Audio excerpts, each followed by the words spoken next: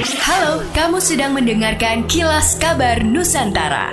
Podcast persembahan KG Radio Network menyajikan berita harian yang mengangkat keunikan dari berbagai wilayah Indonesia. Kilas Kabar Nusantara dapat juga didukung oleh pengiklan loh. Wali Kota Surabaya Eri Cahyadi menerangkan pihaknya tak bisa hanya menunggu datangnya obat gagal ginjal akut dari pemerintah pusat karena obat gagal ginjal ini bukan permintaan namun telah dihitung berdasarkan kebutuhan jumlah penduduk dari pemerintah pusat. Menurut Eri, tentang berapa perkiraan jumlah obat yang akan dikirim pusat, pihaknya hanya menerima seperti halnya vaksin COVID-19 diberikan dan kemudian dijalankan. Namun demikian, upaya sosialisasi kepada para orang tua juga dilakukan sebagai upaya pencegahan hingga obat tiba. Sebelumnya, pemerintah melalui Kementerian Kesehatan menyampaikan akan mempercepat kedatangan obat untuk pasien dengan gangguan ginjal akut progresif atipikal, di mana obat antidotum ini akan diberikan secara gratis kepada seluruh pasien.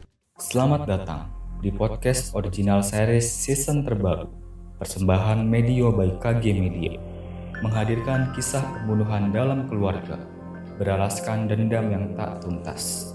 Siapakah pembunuh dirinya yang agung, hingga yang tersisa darinya hanyalah tinggal nama. Dengarkan di podcast Tinggal Nama hanya di Spotify. Pemerintah. Memangnya siapa lagi?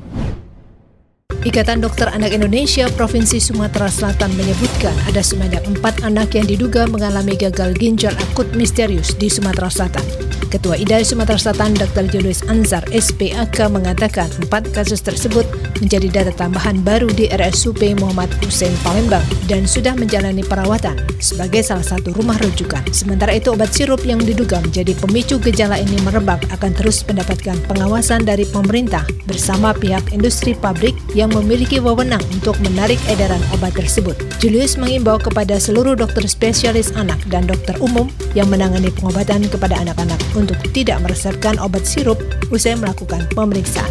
Balai Pengelola Kereta Api Ringan atau LRT Sumatera Selatan mengajak warga untuk menjadikan naik LRT sebagai gaya hidup baru. Sejak hadir tahun 2018 lalu, moda transportasi ini cukup diminati masyarakat Palembang. Hal ini terlihat dengan total penumpang yang telah diangkut LRT sebanyak 8,5 juta jiwa selama 4 tahun ini. Kepala Balai Pengelola Kereta Api Ringan Sumatera Selatan Dedi Kristiantara mengungkapkan bahwa minat pengguna LRT tahun ini mengalami peningkatan 25%.